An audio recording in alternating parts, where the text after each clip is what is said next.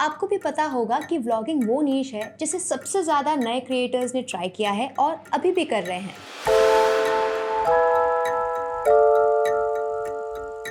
और इसमें कोई हैरानी की बात भी नहीं है क्योंकि vlogs require comparatively less effort in making and editing if compare to infotainment और स्क्रिप्टेड कंटेंट। बट जितना व्लॉग्स को बनाना इजी है उतना ही मुश्किल है उन पे व्यूज कमाना, क्योंकि व्लॉगिंग नीश अब सैचुरेट हो चुकी है। मतलब इतने व्लॉगर्स हो चुके हैं कि उनकी खासियत और इम्पोर्टेंस अब कम होती जा रही है।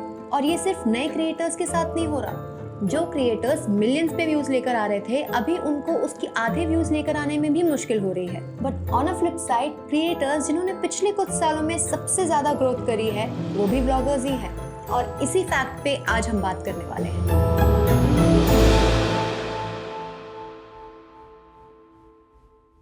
भारत दुनिया का सबसे बड़ा बेस बनने वाला है कंटेंट क्रिएटर्स के लिए। According to influencer marketing firm Zefmo, लगभग 100 मिलियन क्रिएटर्स होने वाले हैं इस साल के एंड तक। और इसमें शॉकिंग फैक्ट ये है कि 1 करोड़ क्रिएटर्स में से सिर्फ 1.5 लाख क्रिएटर्स हैं जो मंथली $200 या 15-20 हजार कमा पा रहे होंगे।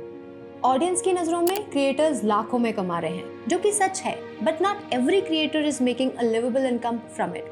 This is where Riggy comes into place. To know more about Riggy, head into the description after the end of this video. Problem is not in the niche of vlogging, but problem ये है कि creators ये नहीं समझ रहे कि vlogging अब एक niche नहीं है, but एक proper format है अपने content को present करने के लिए। तो हम इसको अब एक एग्जाम्पल से समझते हैं। मान लो आप एक बेकर हो और आपका कंटेंट है बेकिंग से रिलेटेड। तो जो आप पहले ट्यूटोरियल फॉर्मेट में अपने वीडियोस बनाते थे, अब आप उसको व्लॉग्स के फॉर्मेट में भी प्रेजेंट कर सकते हैं, just like how food bloggers are doing. But इसमें आपका कंटेंट तो बेकिंग ही रहेगा, तो आपका niche is still baking, not vlogging. Vlogging के पॉपुलर होने का सबसे बड़ा रीजन है रिलेटेबिलिटी, जो कि बहुत सब्जेक्टिव है। आप मुझसे बेकिंग सीखने में तो इंटरेस्टेड हो सकते हो, बट जरूरी नहीं कि मेरा लाइफस्टाइल भी आपको उतना ही अपीलिंग लगे। But if you like my personality, then it's a plus for me. It means now I can diversify my content into other niche in which my audience is interested in. Many creators have started with one niche, and when their audience demands to see more of them, then they get into niche like daily vlogs, travel vlogs or lifestyle content. And this is what new creators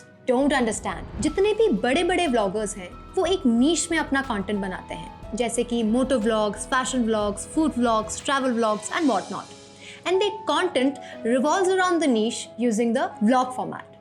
Vlogging is a format, not a niche anymore. अगर आप भी vlogs बनाना चाहते हो, then it's still a very engaging format, जिसको use करके आप अपने नीश के साथ कंबाइन करके व्यूअर एंगेजिंग कंटेंट बना सकते हो। Just make sure whatever you do, you maintain originality and consistency. And I'll be meeting you in the next video.